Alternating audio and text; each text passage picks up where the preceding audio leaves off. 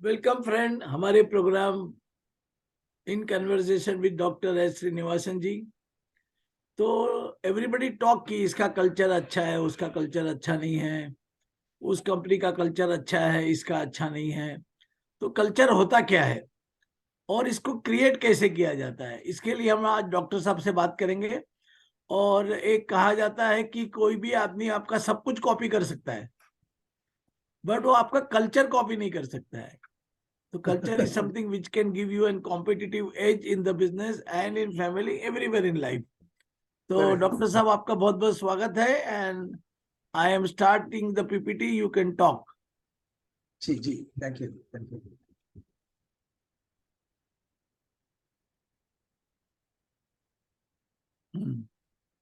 हाँ जी जी, हेलो। हाँ बोलिए ना। या हाँ, so good afternoon, Jain Saab, and let me take the opportunity to congratulate you on your birthday and other very interesting developments. I'm Thank sure you, you thank are aiming for greater and bigger things than ever, and you will thank do you. a job. Thank you very much. अच्छा, जैसे जैन साहब ने कहा कि हर एक का culture unique रहता है, मतलब एक सृष्टि में एक आदमी, एक कल्चर, एक स्वभाव, एक कंडक्ट ऐसा होता है कि कोई भी उसको डुप्लीकेट नहीं कर सकता, कॉपी नहीं कर सकता। तो इसमें आप देख रहे हैं, फॉर एग्जाम्पल, एक एग्जाम्पल करके, हाउ डू यू से हेलो, नमस्ते बोलो, नमस्कार बोलो, हेलो बोलो, सियाओ बोलो, और जापानीज में कुछ बोलो। This is totally unique to that individual, and so is the individual personal culture. और उस कल्चर को ठीक तरह से संभाल के उसको बढ़ावा देके to bring out the best in one's culture is the challenge of many organizations and many individuals also. तो आज हम थोड़े देखते हैं ये कैसा होता है। ये अभी आप देख रहे हैं कि ऑर्गेनाइजेशनल कल्चर की बात कर रहे हैं। हमने ऑर्गेनाइजेशनल लिखा क्यों? इन दिस कॉन्टेक्स्ट हमें ऑर्गेनाइजेशन से ज्यादा लेना देना है। फैमिली के अंदर कल्चर होता है, समाज के अंदर होता है, मिलिट्री में होता है, मेडिकल में होता है। Everywhere there is a shade of culture varying from place to place. But now we are going to look more at organizational culture, and that culture has to be built. वो बनाना पड़ता है, and you build it like a Lego toy, literally. Module करके आप उसको बढ़ाते जाएंगे तो विकसित होके बहुत अच्छा कल्चर बनता है। तो building organizational structure is very important. So doctor I take the lead, what is the culture और कल्चर जी में क्या क्या शामिल है। तो एक तो भाषा है, जी एक कम्युनिकेशन करने का स्टाइल है, और जी एक कितना विनम्र है, कर्टसी है, उसके बारे में है। हम कौन से रिचुअल्स फॉलो करते हैं उसके बारे में है। आपके रोल्स क्या क्या हैं और आप उसको किस तरह से निभाते हैं उसके बारे में है। कुछ कस्टम, कुछ प्रथा चल रही है उसके बारे में है। एक दूसरे के साथ संबंध कैसे है उसके ऊपर है। कुछ सारी प्रैक्टिसेस जो आप अलग से भी करते हैं उसके बारे में भी है।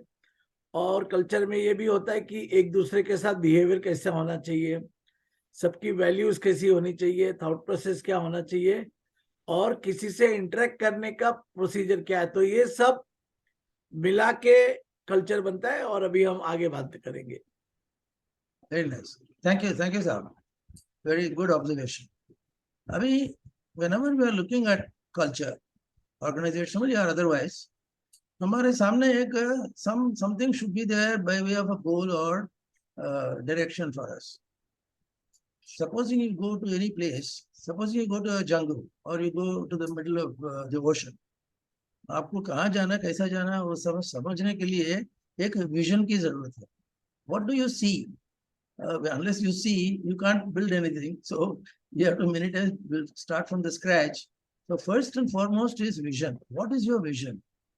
आप कहीं भी हो, डॉक्टर हो, इंजीनियर हो, एग्जीक्यूटिव हो, हम कॉर्पोरेट लैंग्वेज में ज़्यादा बोलेंगे क्योंकि कॉर्पोरेट में फिलहाल ज़्यादा इन्वॉल्वमेंट है। तो वो विजन क्लियर होना चाहिए। Only then you can say यार मेरा मिशन ये है, मेरे को ये, मैं ये देखता हूँ, और वो देखते हुए, देखने के बाद मेरा काम ये है, वो मिशन में आता है। और that is not possible unless you have a good value. Supposing you want to become rich, so, take a simple case. I want to become rich. So I have the vision of a rich man, and I have the mission of a rich man chasing more and more rich. हाँ, तो आप बोलेंगे ये अच्छे तरीके से बनाना पड़ेगा. We can't do it without value. So vision और mission जब आएंगे तो values अपने आप आ जाते हैं. For example, you see many of these people are taking up bad ways, drugs and terrorism and all that. पैसे कमाते हैं, they lead a good life, but वो देख के आप divert हो जाएंगे तो आपकी जिंदगी बर्बाद हो जाएगी. And that has to be based only on values. तो आपका विजन ठीक होना चाहिए, उसके बाद उसके ऊपर मिशन ठीक होना चाहिए होगा ही, और मोस्ट इम्पोर्टेंटली सबसे महत्वपूर्ण चीज है कि आपका वैल्यूज ठीक होना चाहिए. आप सही रास्ते पे ही जीना है, सही रास्ते पे ही काम करना है, गलत रास्ते में से नहीं जाना है. ये वैल्यूज के ऊपर. Next slide. और कुछ बोलेंगे? नहीं नहीं जी. अच्छा, इस कॉन्टेक्स्ट में हम कॉर्पोरेट के हिसाब से थोड़ा बात करते हैं. कॉर्पोरेट में कल्चर होता है. कॉर्पोरेट में एक चेयरमैन होता है, एक मैनेजिंग डायरेक्टर होता है, एक डायरेक्टर होता है, डिपार्टमेंटल हेड्स होते हैं, एंड स्टेक होल्डर्स होते हैं. ये सबको एक value based building of character and business is important. और उसके लिए हमको टॉप डाउन अप्रोच लेना जरूरी है. There are many people. Next slide please. There are many people who preach but they don't practice. उपदेश देने में शूर हैं, मगर when it comes to you, कुछ ना कुछ बहाना देके you move away from that and you go the wrong way. तो यहाँ पे एक एग्जांपल है. एक एग्जीक्यूटिव है, वो मीटिंग के अंदर आना चाह रहा है, और वो उसके डिपार्टमेंट के अंदर सभी जगह वो बोलता है कि you should be punctual, you should be punctual. मगर जब वो खुद मीटिंग पे आता है तो he is delayed, he sloppy. तो आपको सिर्फ उपदेश दे करके कल्चर बनने वाली बात नहीं है, कल्चर को अपनाना है. जैसे घर के अंदर भी आपके ही बच्चे आपके कल्चर और आपके कंडक्ट बिहेवियर देखते हैं, उसको कॉपी करते हैं. आप कितने भी उपदेश दे तो आपके ही बच्चे आपको नहीं सुनेंगे. So you have to practice what you preach, and that is a credibility factor. And without credibility ये सब जस्ट बकवास है. So खुद को improve करो. Start everything from the self, and you start practicing, and then things will fall in place. आप बताएंगे साहब? हाँ, इसमें ऐसा है कि हमारे को मिशन का मतलब है कि हमारा उद्देश्य क्या है, और विजन का मतलब है कि हमको क्या बनाना है, बनना है. उसके बाद में वैल्यूज है. तो ये मिशन और विजन के आधार पे आपका वैल्यूज डिसाइड होता है, और देन हम लोग 4 5 6 वैल्यूज डिसाइड कर सकते हैं, और वो वैल्यू को बराबर प्रैक्टिस भी करना है, और अपने नीचे वाले लोगों को भी बताना है कि ये वैल्यूज हमारी कंपनी में है और इसका इस तरह से पालन होता है. एक छोटा सा प्रोग्राम भी इसका कर सकते हैं. और इसमें सबसे बड़ी बात है कि जो आपने वैल्यू बनाया वो अगर आप फॉलो नहीं करोगे तो उसमें कोई फिर उसका इफेक्ट नहीं आएगा. Okay. Now, the fundamental thing in any corporate situation or any personal situation also, आप अकेला कहीं भी नहीं रह सकते, और रहना भी नहीं चाहिए. अकेला आप कुछ नहीं कर सकते हैं. दूसरों के साथ आपको मिलजुल कर, समझ कर, you have to work jointly. इसको हम बोलते हैं relationship. And you have to build relationship, and this is extremely important in corporate life. Also, let me repeat, it is also important in other life, but corporate life mein, if you are a middle level manager, you should know how to get along with the top manager, and how to get along with somebody lower down in the ranks, वगैरह वगैरह. तो आपको relationship को बहुत संभाल के रखना है, and that is an important part of character building बोलो, values बोलो, और उसी के ऊपर आपका करियर एडवांसमेंट होता है या नहीं होता है. आप बताएंगे साहब? हाँ जी, हाँ. हम लोग जो 5 6 वैल्यू हम बनाएंगे उसमें ये भी जरूरी है कि एक दो वैल्यू रिलेशनशिप के लिए होना चाहिए, like respect for individual, always be cooperative. तो एक दो वैल्यू होने से क्या होगा, आपका रिलेशन भी बिल्ड अच्छी तरह से हो जाएगा. जी जी. अच्छा, now we'll be looking at some of the components of character building वगैरह। Now first one is trust. आप कहीं भी जाएंगे, आप दूसरों को ट्रस्ट नहीं करोगे या दूसरे लोग आपको ट्रस्ट नहीं करेंगे, कुछ बात बनेगी ही नहीं। It will be a non starter if there is no element of trust. So if you keep on looking at things suspiciously, ये क्या करेगा, ये क्या बोलेगा, मेरे पीछे से चाकू चला देगा, वगैरह वगैरह, then you will never be able to perform and you will never grow in an organization. And you will never grow as a person, as a character guy.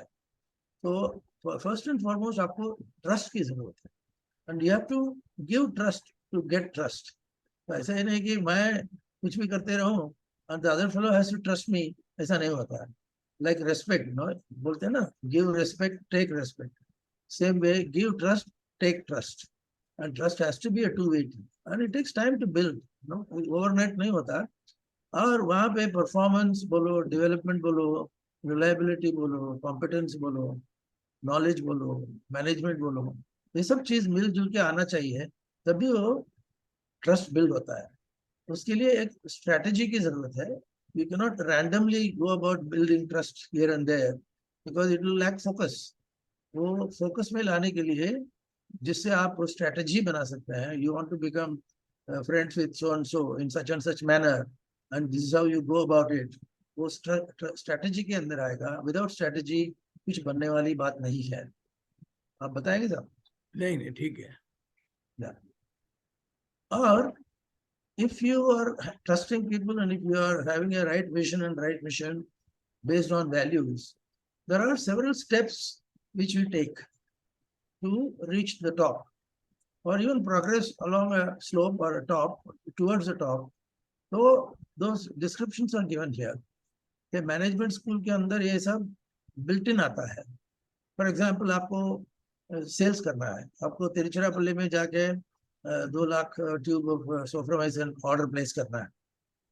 अरे तिरुचिरापल्ली में 2 लाख सोफ्रामाइसिन ट्यूब में कैसा करूँगी, तो I won't do it. So initial reaction होता है कि नहीं, मैं करूँगा नहीं। फिर धीरे धीरे आपको परसुएट करके आपके बॉस लोग आपको परसुएट करते हैं, पीयर लोग बोलते हैं, तो धीरे धीरे आप सॉफ्ट होके बोलते हैं चलो यार, but I can't do it, I agree I should do it but I can't do it. फिर से उसको फोकसिंग करते करते I want to do it, तो उसको एंथुसियाज्म आ गया, उसको प्रोत्साहन देने के लिए हम उसको साइकोलॉजिकल सपोर्ट देते हैं, तो वो बोलने लगता है कि I want to do it. फिर पूछता है कि how do I do it, he wants to do it but he doesn't know how to do it. I will try to do it. धीरे धीरे उसको डिफरेंस लेवल कम होता है, थोड़ा थोड़ा उसका कॉन्फिडेंस आता है। Then he says I can do it and I will do it. ऐसा करके फाइनली आप करके दिखाएंगे, say yes I did it. ये कॉन्फिडेंस बिल्डिंग बोलो, कैरेक्टर बिल्डिंग बोलो, स्ट्रेंथ ऑफ कैरेक्टर चाहिए। देखो, strength of character. For example, आप ऑर्गेनाइजेशन में एक मिडिल लेवल मैनेजर हो, व्हाट इज योर स्ट्रेंथ? किसी ने पूछा, आप बोलेंगे हमारा पहचान है, हमारा पहचान मंत्रालय में तक है और सेक्रेटेरिएट तक है, वगैरह वगैरह। तो पहचान से काम नहीं होता आपका, आपका एक्चुअल काम है उसको करके दिखाना है। सो सिंपली सेइंग दैट पहचान है करके आपका काम नहीं होगा। So you have to build your character, you have to build your capabilities all by yourself, so that even if you are a single man, you can do a lot. Tom Peters उसको बोलते हैं कि portable skill. Tom Peters कहने का मतलब यह है कि आप इस कुर्सी में आप बैठे हैं, कल ये कुर्सी चली गई और कोई कुर्सी आ गई, तो आपका जो सलाम मारते हैं वो कुर्सी को सलाम मारते हैं, आपको नहीं मारते। So you are left high and dry. तो उसमें आपको पर्सनालिटी डेवलपमेंट में एक स्ट्रेंथ आना चाहिए। और उसके बाद कुछ कहेंगे साहब? नहीं ठीक है। हाँ, now when you are building anything at all in any situation, especially in situations where there is a person to person contact at a very macro level, all India level पे आपको किसी के साथ बिजनेस करना है, तो कोई बोलेगा मैं मराठी लोगों के साथ काम नहीं कर सकता हूँ, कोई बोलेगा बंगाली से नहीं करूँगा, वगैरह वगैरह करके इफ यू बिल्ड डिफिकल्टीज, हाँ, बिकॉज यू आर डाइवर्स, मेरे भाषा बोलने वाले तो कोई है ही नहीं, how can I be building trust and friendship with them, आप पूछेंगे। You should learn the art of inclusivity. Inclusive मतलब लोगों को साथ में लाना, बोलने का चलो तुम गुजराती हो ठीक है, मद्रासी हो ठीक है, हम सब मिल के काम करेंगे। ये यूनिटी इन डाइवर्सिटी बोलते हैं ना, ये पॉलिटिशियन लोग इसको यूज करते हैं। You should know how to get along with people and get along with them in a very nice way, positive way। नहीं तो क्या होता है, लोग पॉलिटिक्स में फंस जाते हैं। तो बोले कोई एक कर्नाटक से आया, वो जात वाला है, जात वाले को दिया, उससे आपको कुछ बनने वाला नहीं है। On the contrary you will become weaker. So diversity तो है ही, डाइवर्सिटी इज इनएस्केपेबल। आप ग्लोबल लेवल पे जाएंगे, कोई हांगकांग से कोई मैनेजर आ रहा है, टोक्यो से डायरेक्टर आ रहा है, कनाडा से कोई आ रहा है, it is also a very big diversity. And all of you will have to work together in a big corporation like any of these Microsoft बोलो और any other। तो उसमें आपको डाइवर्सिटी को लेकर के उसमें इंक्लूसिविटी बना के आगे जाना है। Otherwise you can not go ahead. It's simply not possible for you to have that corporate character. So next slide please. इसमें एक इंक्लूसिविटी का मतलब है सबको साथ में लेना, सबको एक समझना, सबके साथ शामिल हो जाना। जी जी। और रेसिलियंस करके जो चीज है, तो क्या है, वो आपका सेटबैक हो गया, कुछ कोई चीज आपके मन के हिसाब से नहीं हुआ, कोई चीज आपको लगा कि मुझे मिलना चाहिए, आपको नहीं मिला, और आप जरा कुछ दुखी हैं, you are anxious, you are worried, कल क्या होगा, नौकरी रहेगी कि नहीं। अभी तो देखो आईटी सेक्टर में lakhs and crores of people are being laid off. वो आज नौकरी है, कल नौकरी नहीं है, मैं क्या करूं, ये भ्रम में फंस के कोई लोग फ्रीज हो जाते हैं। They don't know what to do, they get paralysed, you know, and other many of them commit suicide also। एक बैड पैच आ गया तो इसलिए हिम्मत नहीं हारना, is more easily said than done. हिम्मत तो हारना होता ही है, whenever there is a setback there is a little loss of heart, but वो सब निकाल के चलो आगे, हम आगे बढ़ेंगे और काम करेंगे, हम बिजनेस लाएंगे वगैरह। No, this kind of character is called resilience. Resilient होता है, बाउंस बैक करके लोग आते हैं। सपोजिंग देखो लेटेस्ट उदाहरण के एक फिल्म एक्टर है, वो उसका लगातार 3-4 फ्लॉप्स हो रहे हैं। अच्छा, अक्षय कुमार है। Akshay Kumar is in the news. एक a few years ago Akshay Kumar was flying very high। सब लोग उसको करोड़ों रुपए का कॉन्ट्रैक्ट देने के लिए तैयार थे। अभी इन सीक्वेंस उसको 3 पिक्चर फ्लॉप हो गए। तो बेचारा नर्वस हो गया। इसका आज का फोटो देखेंगे तो बोलेंगे यार इसका क्या हो गया क्या। मगर उसको इतना डिफीट आने के बाद कॉन्फिडेंस निकल जाता है। मगर कॉन्फिडेंस निकल गया करके कोने में बैठ के रोना नहीं चाहिए, उसको रेसिलियंस चाहिए। चलो कुछ भी हो, I will bounce back. It happened to Shahrukh Khan also. Shahrukh Khan went through a bad patch, but now देखो उसको क्या क्या कौन से मूवीज आ रहे हैं। हाँ, पठान पठान तो अभी इज हिटिंग द रूफ। तो resilience is actually an indication of strength of character. आप स्टॉक मार्केट में फॉर एग्जांपल, आपका स्टॉक डाउन है और डाउन है करके रोते बैठेंगे तो you will further go down.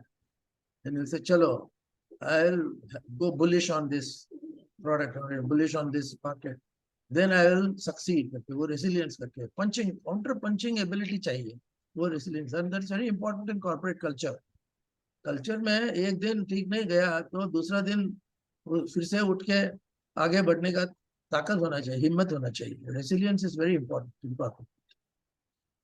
And transparency, आप जो कुछ भी कर रहे हो लोगों से छिपा के रखने का एक बुरी आदत है लोगों को। सपोजिंग मैनेजर ने बुलाया आपको 10 बजे मीटिंग को बुलाया, mister A and B and were called, mister C and D were not called meeting को। तो ये 2 मैनेजर गए, 2 मैनेजर नहीं गए। अरे इसमें कुछ गड़बड़ है, ये दाल में कुछ काला नजर आ रहा है। क्यों? इन दोनों को कुछ डिस्कशन में कुछ पॉइंट्स मिले और हम दोनों को नहीं मिला। तो इमीडिएटली एक कर्टन जैसा बन जाता है। आप ऑनेस्टली लोगों के साथ बर्ताव नहीं करेंगे, उसको कन्फाइड नहीं करेंगे, झूठ बोलेंगे, वर्स्ट इज टू से अटर अ लाई। ये झूठ बोलना बहुत बुरी बात, अभी बोलने के लिए आपको अच्छा लगे, लिटिल फनी, मगर झूठ बोलना काफी है। कॉर्पोरेट कॉरिडोर्स में झूठ तो इतना है, इसलिए आपको वैल्यू सिस्टम तगड़ा होना चाहिए। तो ट्रांसपेरेंसी रहने से आप जब मीटिंग से बाहर आएंगे उस टाइम बोलेंगे manager so and so said this is our strategy, this is what we are going to do, this is our target, टक टक टक। वो क्लियर करके सब लोगों के साथ बांट के फिर काम करेंगे, तो उसको ट्रांसपेरेंसी बोलते हैं। आप कहीं से किसी को छुपा के छुपा रुस्तम मत बनो, क्योंकि it is not good for you. For 2 days you may feel very good, मैंने उसको छुपा के रखा, but the third day unless you are transparent nobody will trust you. तो उसी के साथ साथ आते हैं ऑनेस्टी। ऑनेस्टी है तो डिस्क्लोजर आता है। तो आपका टारगेट कितना रखा है, हाँ, तो कितना इतना रखा है, क्यों रखा, ज्यादा रखा, कब रखा, वो should be able to share those details. You don't need not share corporate secrets, but you should share wherever there is a common tendency for working together and demand for working together. तो honesty है, disclosure होना चाहिए, और trust तो हमने बात की है। It's very important corporate culture. Shortcut करना या झूठ बोल के गलत रास्ते पे लोगों को मिसलीड करना extremely bad, and it will soon catch up with you and your career will be finished. इसका उदाहरण बहुत है, आज के पॉलिटिक्स में भी हम देखते हैं। Okay, now when we are taking a new person in the job, हम उनको इंडक्शन करते हैं, उनको ओरिएंटेशन कहते हैं। ये फलाना कंपनी है, माइक्रोसॉफ्ट है, नारायण मूर्ति का कंपनी है, या बिल गेट्स का है। Now every corporate organization has a culture, just now we saw. And when you hire a new person, or when you take a person from one setting to another, from one department to another, or one situation to another, आपको you have to prime that person. इसको Orient करके उसको बोलना है कि ये अपना अपना तरीका है, ये अपना टारगेट है, या अपने को ये काम करना है। वो समझने के लिए उनको टाइम देना चाहिए। इसको हम कहते हैं कि ऑन बोर्ड, क्योंकि लोगों को इन्वॉल्व करके, एक आदमी बोट में आ गया, ट्रेन में आ गया, हम ट्रेन में देखते हैं भीड़ भाड़ है, तो वो बोलेगा नहीं नहीं, जगह नहीं, जगह नहीं। वो उस जमाने में तो जब रिजर्वेशन नहीं था तब, तो उसको भगा देंगे। मगर the same guy after 2 stations will join hands with another fellow to push him out, you know. तो ये कल्चर ऑन बोर्डिंग जो बोलते हैं ना, on board the train, on board the plane, on board the vehicle, इसको आदमी को काम में लेके कॉर्पोरेट बेसिस के ऊपर उसको इन्वॉल्वमेंट करना, उसको धीरे धीरे सब चीजों को समझाना, और उसको धीरे धीरे प्रोसेस में इन्वॉल्व करके फिर जॉइंटली आगे बढ़ना, इसको हम कहते हैं कि ऑन बोर्डिंग।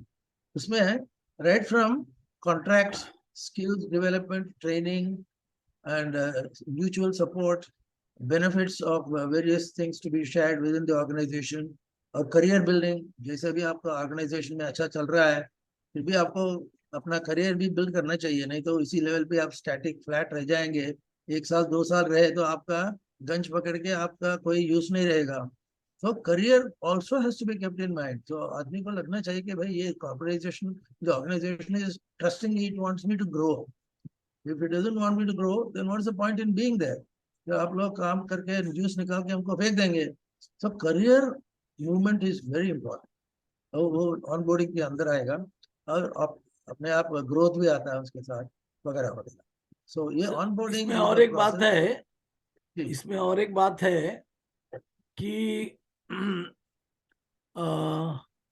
आपका जो वैल्यूज है उसको जी वैल्यूज बराबर समझाना, और जी, वैल्यूज के सामने कौन से एक्शन एक्सपेक्टेड है ये भी बताना। तो इससे क्या है कि जो मिसकंफ्यूजन नहीं होएगा और वो मिस्टेक नहीं करेगा। करेक्ट करेक्ट, बिल्कुल करेक्ट। और मैनी एनलाइटेंड ऑर्गेनाइजेशंस, मैंने कहा कि एनलाइटेंड ऑर्गेनाइजेशन, इसका मतलब यह है कि भाई कंपनी में कोई नया आ गया, चलो इसके तुम्हारा टेबल ये है, तुम्हारी कुर्सी वो है, और तुम्हारा कंप्यूटर वो है, चलो काम पे लग जाओ, टक टक टक। ऐसा करने से एम्प्लॉय कंफ्यूज हो जाता है। Poor fellow, if is a first recruit और इज अ सेकंड थर्ड और व्हाटएवर रिक्रूट, वो एकदम टेकिंग अ प्लंज, लोग समझ नहीं पाएंगे और संभाल भी नहीं पाएंगे। That time we have to take the help of groups of executives. And companies have in the HR department employee resource groups. समझो आपका फलाना चैट जीपीटी है, अभी ना latest is chat GPT, everybody is talking about chat GPT. और कभी कभी हमको लगता है कि यार मेरे को काश मेरे को चैट जीपीटी आता तो मैं कर सकता था वगैरह वगैरह। But whom do you approach? You can't go to your next boss and he's too busy anyway. He's busy taking care of his own projects and profits and whatever. So companies with enlightened HR groups form employee resource groups. For example, chat GPT बोलो, company के अंदर कितने लोगों को chat GPT आता है, कितने लोगों को आना चाहिए, and how to make use of that, ये सब को संभाल के लोगों को इन्वॉल्व करके जाना। तो उसके लिए अलग अलग ग्रुप बनते हैं। तो एम्प्लॉइज स्ट्रेटेजिक मदद करने के लोगों के लिए, हेल्पिंग गाइडिंग करने के लिए जो चाहिए वो कंपनी से रखते हैं। और फिलहाल with advancing IT this is becoming more and more. तो बैठ के आपको वो काम कराना करवा लेना इतना आसान नहीं है, मगर उसको you find a way out, तरीका निकाल के आगे जाना है। और at every step your thinking should be positive. जब अपने मन के हिसाब से काम नहीं होता तब हम नेगेटिव हो जाते हैं, निराश हो जाते हैं, फिर बोले यार ये कंपनी ऐसा ही है, ये बॉस ही ऐसा ही है, वो हमेशा बुरा गड़बड़ करेगा, मेरे को यहाँ से निकल के भाग जाना है। No that kind of thinking many of us go through, I also go through, I have been an executive. तो बीच में लगता है कि यार छोड़ो ये सब, इससे नहीं होने वाली बात। तो बोलने का है भाई, if you have the power of positive thinking, जिसको नॉर्मन विंसेंट पील ने किताब लिखी है, बहुत multi multi million type of copies were produced and sold, you know। तो इसमें सिर्फ पॉजिटिव थिंकिंग के स्ट्रेंथ से, positive thinking is a strong thinking, adversities हैं, नेगेटिव्स हैं, मगर बोलने का चलो I will deal with them, वैसा करके आपको आगे जाना है। तो power of positive thinking should be exploited at every step of your career, every step. इसके लिए अलग कार्यशाला और ले सकते हैं, वो अलग चीज है, मगर positive thinking by itself is enough to drive. Mind power बोलते हैं ना, brain power, it's very important. Next slide please. And at the end of it all, anyway, a new recruit or a new person or employee will have to be mentored and handheld. इसको hand holding बोलते हैं। तो हाथ पकड़ के, जैसे supposing you are crossing a road, there is a child with you or there is an old man with you, you have to hold his hand and then cross. You can't simply cross the road and say come on cross, ऐसा बोलेगा तो नहीं होने वाला। तो hand holding जो है, it's very important, and management's duty is that they have to identify किसको hand holding चाहिए, किसको नहीं होना चाहिए। ये सब एम्प्लॉय ग्रुप बिहेवियर के अंदर आता है, ऑर्गेनाइजेशनल बिहेवियर के अंदर भी आप पढ़ाई करते जाएंगे तो आपको ये पॉइंट्स मिलेंगे। तो मेरे ख्याल से अभी के लिए इतना ठीक है, और आगे और भी पॉइंट्स आते रहेंगे। जैन साहब it's going to explore. Thank you so much. तो सबसे बड़ी बात यह है कि आपका मिशन क्लियर होना चाहिए कि आप क्यों कर रहे हैं, और दूसरा है कि आपको कहाँ पहुंचना है, उसका एक पूरा चित्र होना चाहिए आपके पास। और वहां पहुंचने के लिए आपको क्या क्या वैल्यूज पालना चाहिए वो बनाना होता है, और वो वैल्यू को लोगों को समझाना, और डाउन द लेवल तक छोटे से छोटे प्यून को भी समझ में आना चाहिए कि कंपनी का वैल्यू क्या है, और फिर उसको बराबर प्रैक्टिस करना है, और वैल्यू में कोई कॉम्प्रोमाइज नहीं करना चाहिए। और तो अपना ये कल्चर धीरे धीरे चेंज हो जाता है। तो अंत में ये है कि value followed long enough becomes the culture. So thank you so much, doctor, and we will see you in the next program. Thank you so much. Yes, thank you.